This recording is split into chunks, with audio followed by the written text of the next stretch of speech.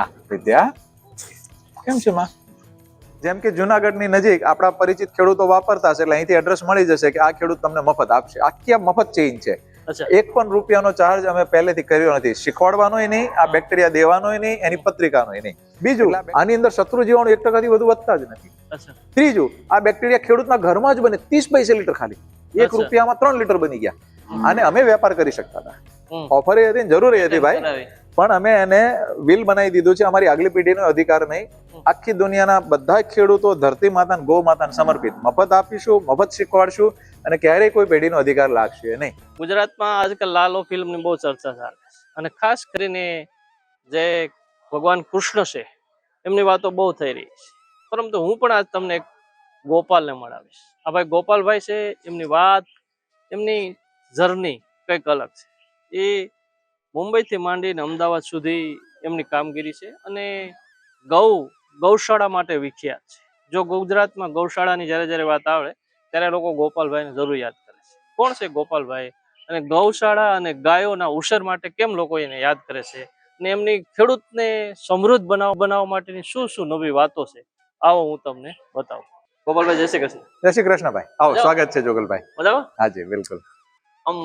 મને એવું લાગે, મેં ગીર ગાય જે લોકો ગૌશાળા ચલાવતા હોય એવા તો ઘણા બધા લોકો છે. તમારે ત્યાં 700 જેટલી ગીર ગાય છે.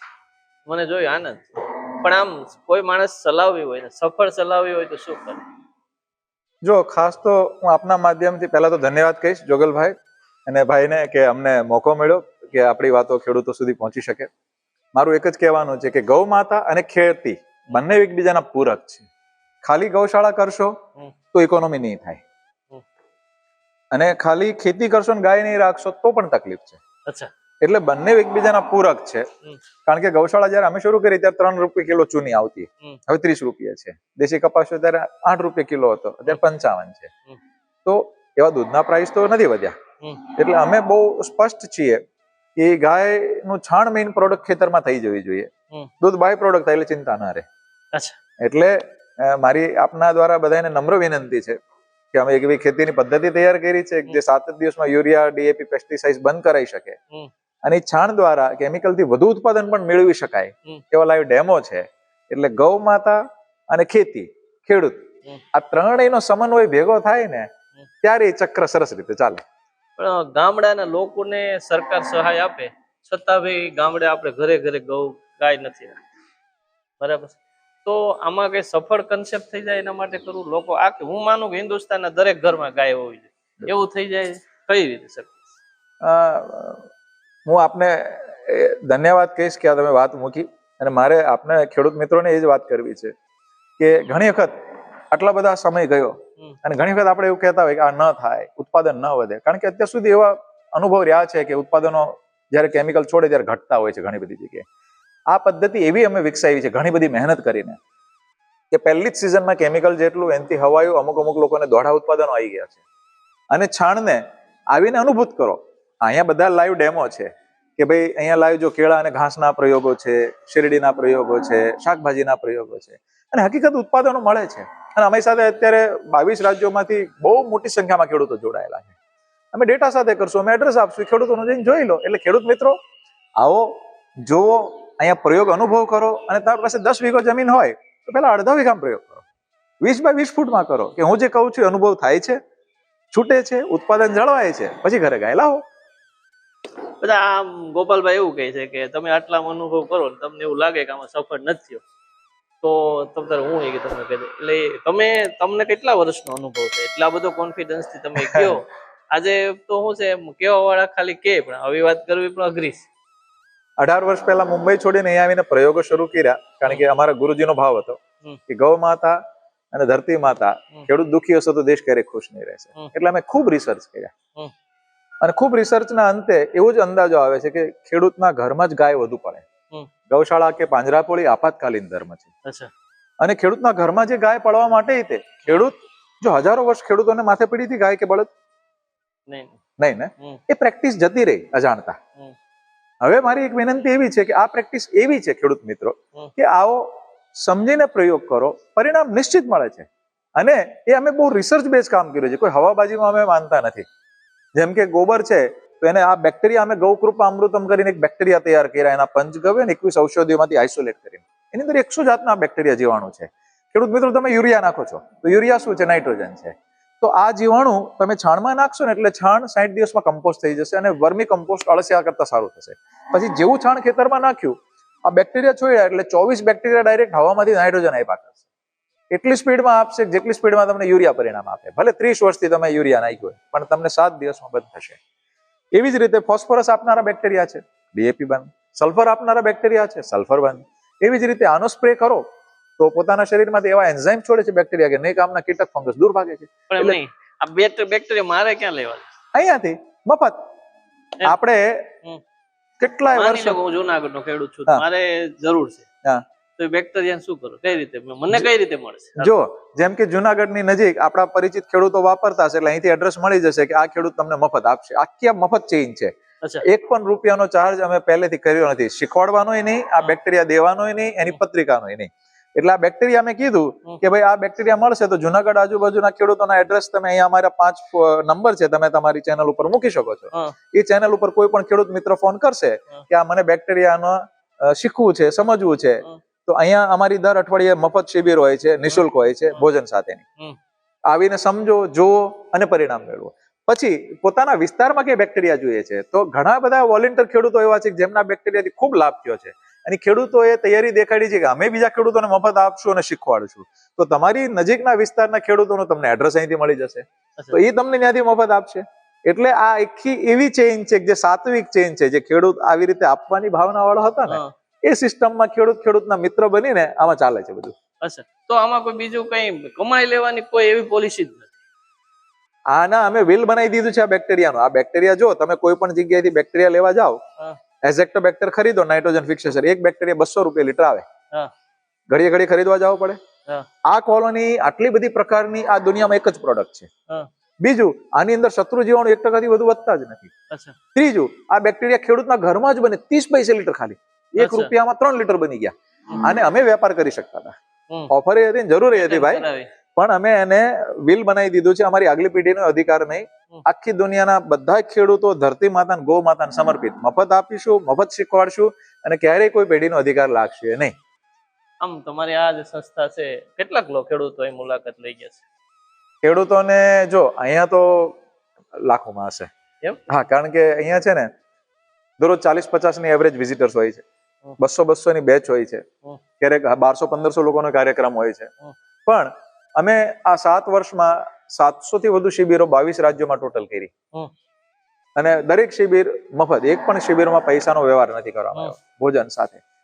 અમે કર્ણાટક કરી, હમણાં એક અમારી હતી રિસોડમાં મહારાષ્ટ્રમાં, તો 3000 ખેડૂત બધાને બેક્ટેરિયા મફત આપ્યા. ત્યાંના જ ખેડૂતોએ તૈયાર કરી હતી અને ત્યાં 80% ખેડૂતો એવા હતા હળદરના કે જેના ખેતરમાં 4 લાખ 6 લાખની હળદર ઉભેલી હતી. અચ્છા, એ લોકો પ્રેમથી ગાય લાવ્યા હતા. મારા જીવનની સૌથી મોટી ભેટ એ લોકોએ આપી. ત્યારે એક બોર્ડિંગ રાખ્યું હતું એ લોકોએ કે એક જ વર્ષમાં આપણી ટ્રેનિંગ થી એ લોકોએ ગાય ઘરે લઈને આવ્યા હોય, એના ગાય સાથેનો ફોટો 850 ફોટો હતા ગાયો સાથેના, એ છાણ માટે લઈને આવ્યા હતા. તો આ પદ્ધતિ મેં ગુજરાતની બહાર વધુ મહેનત કરી છે. આપના માધ્યમથી હું એ જ કહીશ કે બધા ખેડૂત મિત્રો બિલકુલ આવો. આ એવી પદ્ધતિ છે કે જેની અંદર ખૂબ ઊંચું ઉત્પાદન પણ મળી શકાય છે અને એવા પાકો પસંદ કરો જે 2 લાખ થી 5 લાખ રૂપિયા 7 લાખ રૂપિયા પર એકર તમને મળે. આજે તમને 5 લાખ મળતા હોય તો 5 ગાયો રાખવી તમને માથે નહીં પડે. અને ગાયો તમે રાખી એના છાણથી તમે જો સ્વાભિમાનથી ઉભા થઈ ગયા તો શહેરમાં જઈને કોઈને યશ બોસ નહીં કરવું પડે. જો 2-5 લાખ રૂપિયા તમે એકરે કમાતા હશો, 20-25 લાખ રૂપિયા તમે વર્ષે કમાતા હશો, તો કોણ શહેરમાં પેકેજ આપવાનું છે આટલા? તો આવા ઘણા બધા અમારા યુવાન ખેડૂત મિત્રો છે જેમને અમે ટ્રેનિંગ આપી હોય ને આવો કમાણી કરી રહ્યા છે અને સ્વાભિમાનથી ઉભા થયા છે. પણ મારે એક ગોપાલભાઈ ની લોકો તો એવું આમ લાગે કે એવી તો કઈ જજ્બો જાગી ગયો, એવી તો કઈ એમ ક્લિક થઈ ગઈ વાલિયા જેવી કે ગાયો પર આટલું બધું ડેડિકેશન. જો આ અચાનક ન થાય. હું એમ માનું છું કે નાનપણથી અમારા ઘરના સંસ્કારો, બીજું અમારા ગુરુદેવજી જે હિમાલય રહેતા ગુફામાં, એમને મને 8મા ધોરણમાં બધી જ ક્લેરિટી આપી હતી. એટલે ગુરુજીને મેં વચન આપ્યું હતું જયારે સંજોગ બનશે ત્યારે અમે કરીશું. અને 18 વર્ષ પહેલા અહીંયા આવીને પ્રયોગો શરૂ કર્યા અને જેટલું ગૌ માતાની નજીક જઈએ છે એના વિજ્ઞાનને, એનો વૈજ્ઞાનિક પક્ષ, આયુર્વેદિક, આધ્યાત્મિક અને આર્થિક બધા પક્ષોનો જયારે અભ્યાસ કર્યો તો સાચે આપણે હજારો વર્ષથી ગૌને માં માનીએ છીએ તો એ દેખાય છે, અનુભવ થાય છે. હમ. અને આ માખણ, આ વાતો દરેકના ઘરમાં પહોંચે. ગાય આધારિત સ્વાસ્થ્ય સારું થાય, ગાય આધારિત ખેતી સારી થાય, ગાય આધારિત જીવન સારું થાય, હમ. એ અમારો ભાવ છે. તો ગોપાલભાઈ એવું કેમ કહે કે મને બહાર વધુ જોઈએ? તો ગુજરાતના લોકોમાં આમ તમને નથી લાગતું કે અમે તમને અપનાવ્યો?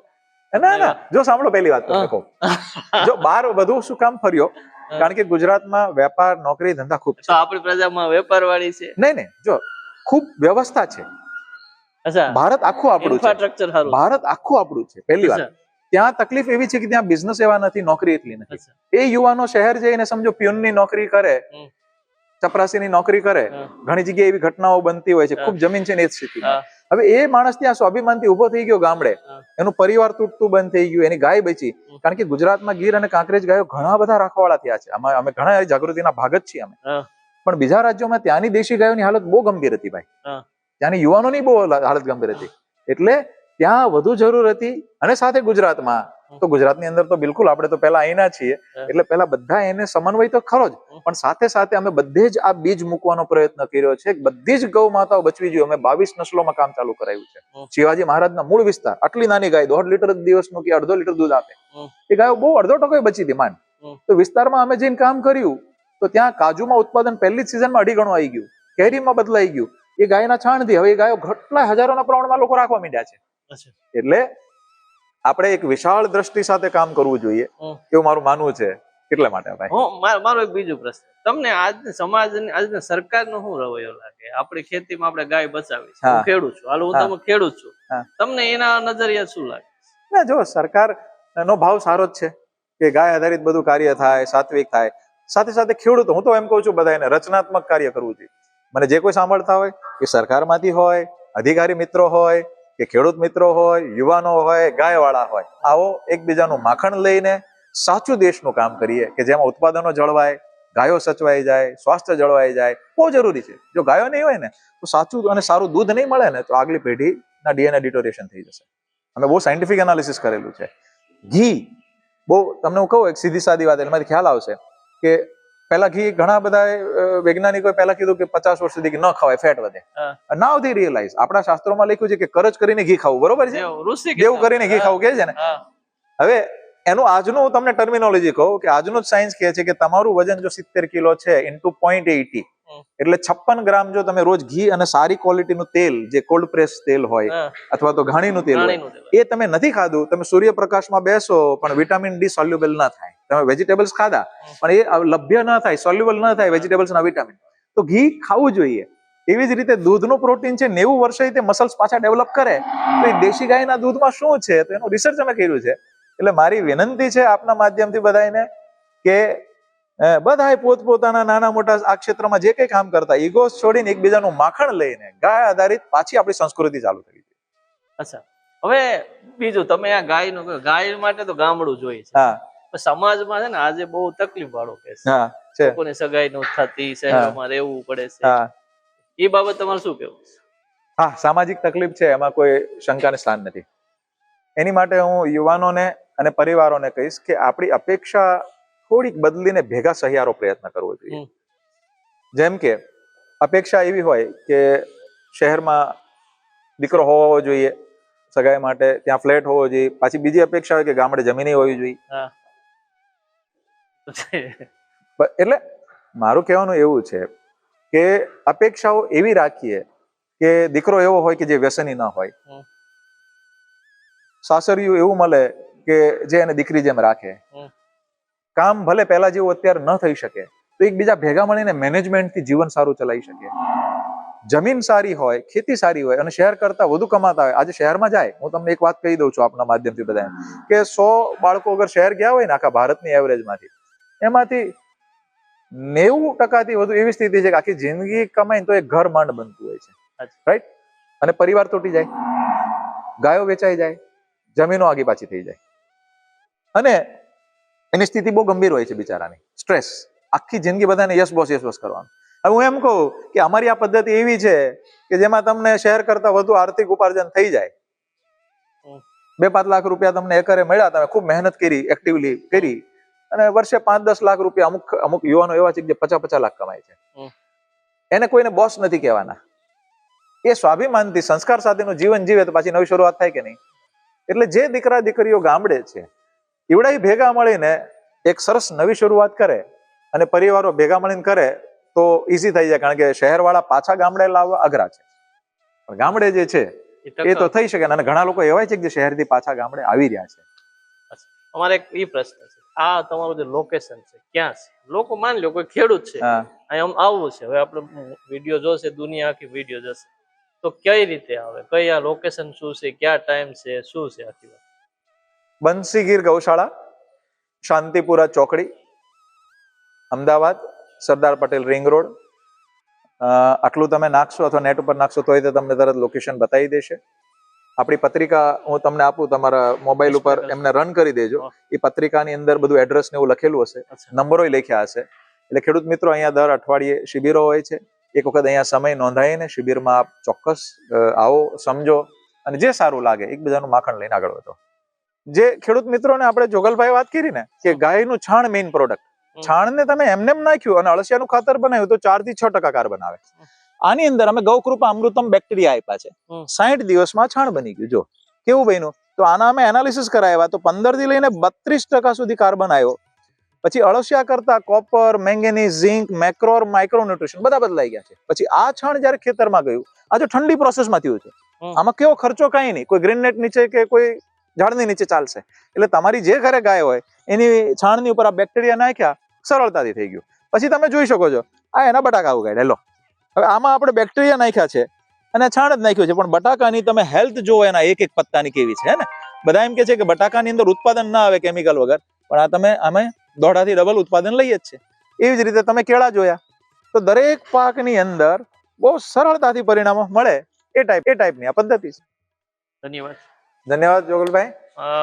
બહુ સરસ વાત કરી. અને આપણે ખેડૂત છે, હું ગુજરાતમાં ઘણા બધા ખેડૂતોને મળાવતો હોય, મહેસાણા, વલસાડ, વાપી. તો મને એમ થયું મારા પડોશમાં જ હતા અને મને ઘણા ટાઈમથી ઈચ્છા હતી કે ગોપાલભાઈને મળાવું. એમને જિંદગી પર બહુ આખા ભારતમાં ભ્રમણ કરે છે, ગાય વિશે વાંચ્યું ઘણું હશે, સંશોધન કર્યા, વૈજ્ઞાનિક ઢબથી માનનારા માણસ છે. ને આ એમનું મને એમ છે કે 700 થી જેટલી ગાય છે. તમે જો ખેડૂત છો ને કંઈક જિંદગીમાં કરવા માંગો છો, ઘરે ગાય રાખી છે, થોડી ઘણી કંઈ આગુ પાછું ખૂટે એમ હોય તો આ વિડીયો અમારો જોજો. અને તમને એવું લાગે તો ક્યારેક મુલાકાત કરો.